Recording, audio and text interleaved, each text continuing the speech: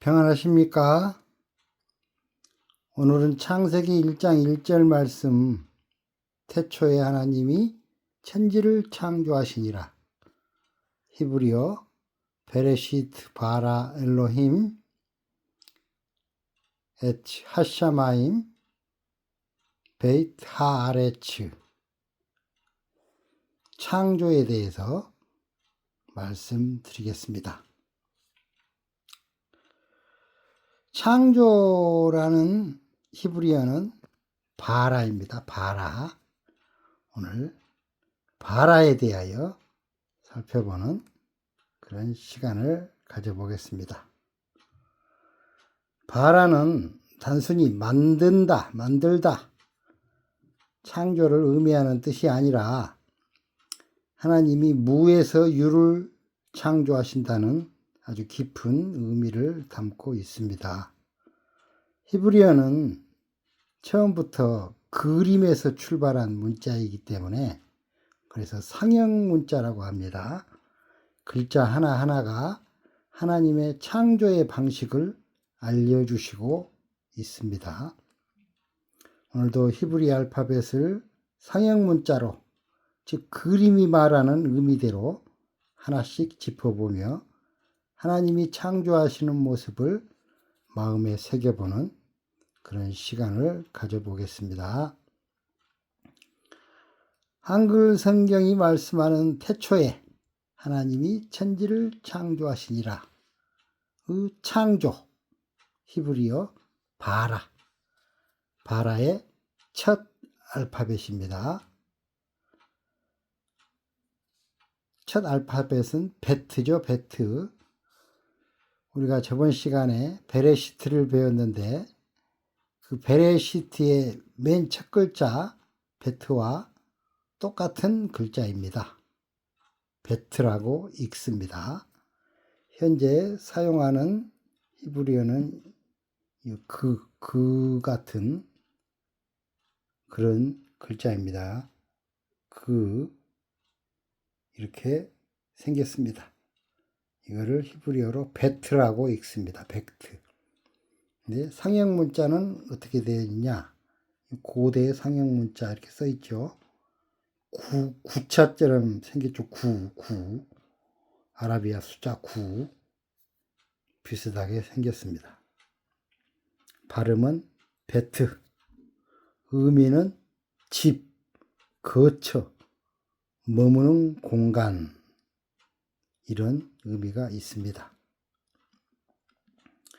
베트는 원래 사막에 사막에 천막을 치잖아요. 그 천막을 위에서, 하늘에서, 공중에서 내려다본 그런 그림입니다. 가운데 공간이 방 아니고요. 바깥과 안이 구분되어 있습니다. 이 구자의 가운데 삼각형 안, 그곳이 방이고요.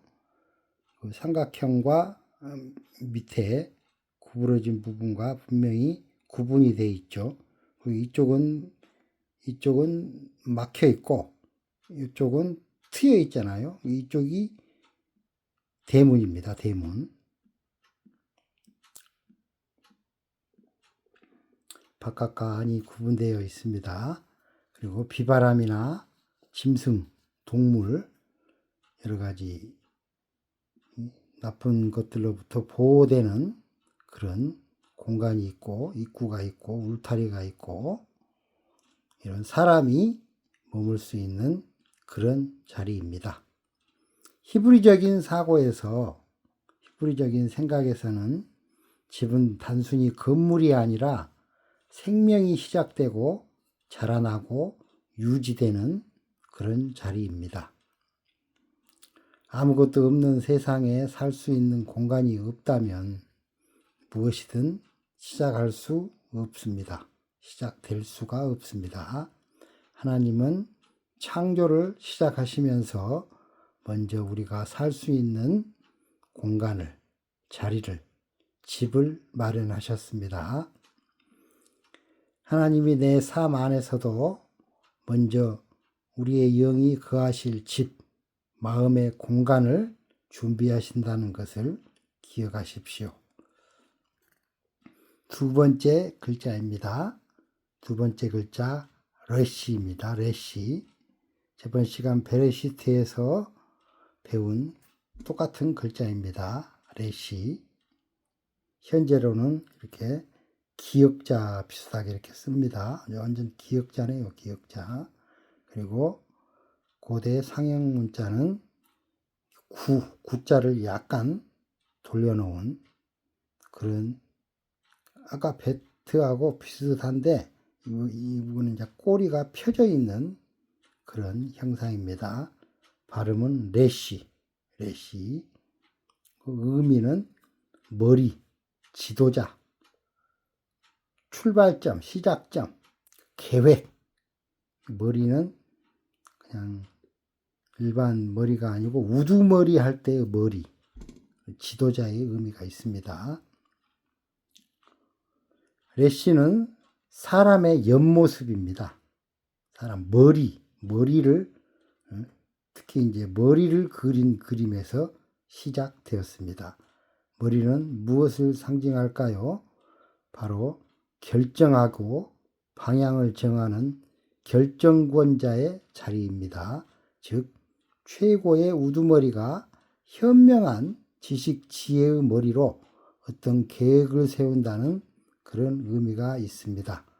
히브리 사람들에게는 창조는 무작위로 아무렇게나 이루어진 일이 아니었습니다. 머리 대신 하나님의 뜻과 계획을 따라 세상과 생명이 우리 신앙인의 영이 만들어졌습니다. 우리의 몸도 머리가 생각해서 명령하면 몸이 따라가지요, 움직이지요. 우리의 세상 삶도 영의 창조도 하나님의 머리 대신 하나님의 계획하심으로 시작된다는 의미입니다. 묵상의 포인트는 하나님은 내 삶의 머리가 되셔서 나의 영혼의 우두머리가 되셔서 우리의 신앙의 방향을 정하시고 하나님의 질서를 신앙하는 내 속에 만드십니다. 내가 하나님의 뜻을 몰라서 혼란스러워도 하나님은 분명한 계획을 가지고 계십니다. 나를 하나님이 원하시는 형상으로 만드시는 것, 즉 새로운 피조물로 만드시는 것입니다. 세 번째 글자 알레프라고도 합니다. 이 알레프는 힘, 이 악한 힘이 아니고 선한 강력한 힘. 현재는 이렇게 씁니다. 수학에 나오는 X자 비슷하니 생겼죠. 하여튼 현재는 이렇게 씁니다. 고대 상형 문자는 영어 A자를 넘어뜨려 놓은 그런 모습이고요. 이 알레프도 저번 시간에 똑같이 배웠습니다. 의미는 소, 힘, 능력, 생명의 근원, 이런 의미가 있습니다. 알레프는 황소의 머리를 그린 그림에서 시작되었습니다. 황소의 두 뿔이 있잖아요. 그 뿔 모양입니다. 이렇게 뿔이 달린, 이쪽에서 이렇게 보면 뿔이 달린 염소나 소의 모양이 되겠지요. 알레프는 황소의 머리를 그린 그림에서 시작되었습니다. 황소는 힘이 세고 밭을 갈고 무거운 것을 끄는 존재입니다. 우리의 신앙의 좋은 밭, 30배, 60배, 100배로 열매 맺는 우리들의 신앙의 밭을 좋은 밭으로 만들어 주시는 그런 소이십니다. 힘과 능력 등은 보이지 않지만 모든 것을 움직이는 근원적 에너지를 의미합니다. 중요한 점은 알레프는 거의 발음이 되지 않는 글자라는 것입니다. 하나님은 우리의 눈에 보이지 않아도 보이지 않는 어떤 힘이 존재하고 계십니다. 하나님이 하시는 일은 요란하게 소리나고 보이지 않지만 실제로 모든 것을 움직이십니다. 우리의 인생 삶을 하나님의 방향으로 인도하시지요. 묵상의 포인트입니다. 지금 내 삶에서 하나님의 형상이 하나님이 주시는 비전이 보이지 않는 것처럼 보여도 하나님의 능력이 이미 작동하고 있다는 것을 믿으시기 바랍니다. 바라 히브리어 글자 전체를 연결하면 이렇게 한글 성경으로 이렇게 번역을 한 것을 무시하고 오직 상형 문자 그림대로 한번 얘기를 해보면 의미가 이렇게 씁니다. 하나님은 먼저 우리의 영이 안전하게 살 수 있는 공간을, 집을 나의 몸 안에 만드셨습니다. 이게 바로 베트, 그리고 레시는 공간을, 집을 머리 대신 뜻과 계획에 따라 정하셨습니다.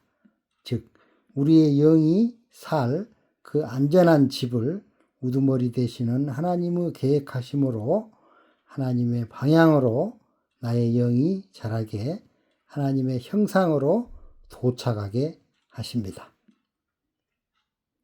마지막으로 알레프, 보이지 않는 하나님의 능력으로 모든 것을 움직이셨습니다.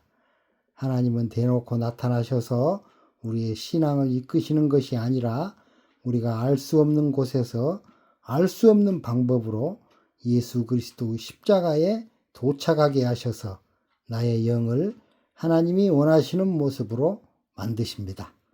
다시 말하면 하나님은 하나님의 능력과 뜻으로 우리가 살 수 있는 세상을 만드시고 우리의 영을 완성하신다입니다. 이것이 우리가 아는 한글 성경의 창조입니다.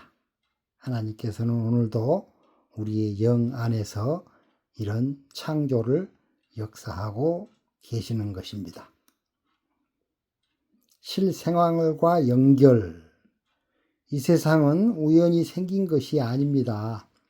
우리가 예수 믿는 것, 신앙생활 하는 것 또한 결코 우연이 아닙니다. 나의 인생, 나의 현재의 삶도 그냥 만들어진 것이 아닙니다.